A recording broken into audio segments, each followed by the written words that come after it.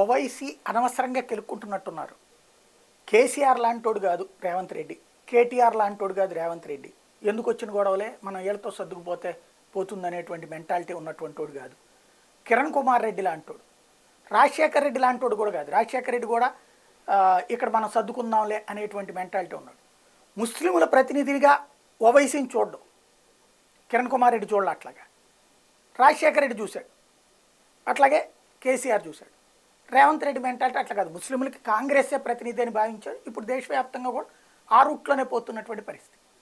ఎందుకు ఈ మాట చెప్పాల్సిందంటే ఓవైసీ తాజాగా రేవంత్ గెలుగుతున్నారు. అక్కడికి వచ్చి పాత బస్తీలు అవి ఇనాగరేట్ చేయి, ఇవి ఇనాగరేట్ చేయి అన్నటువంటి, అంటే భయపడే క్యారెక్టర్ ఏం కాదు రేవంత్ది. నెంబర్ 1.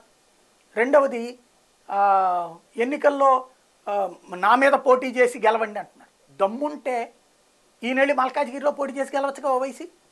దమ్ముంటే సికింద్రాబాద్లో పోటీ చేసి గెలవచ్చుగా. ఏం ఉట్టి ముస్లింలు ఉన్న చోట ఎందుకు పోటీ చేస్తున్నా? అలాంటి మనమే ఒక పక్కన మతం దాంట్లో ఆ అగ్గిపెట్లో కూర్చుని మిగతా వాళ్ళందరూ వచ్చి నా మీద గెలవమని చెప్పడం ఎందుకు? అట్లాంటి వెరి మాటలు ఎందుకు? వాళ్ళు ఆఫ్టర్ ఆల్ అనేటువంటి రూట్ ఎందుకు?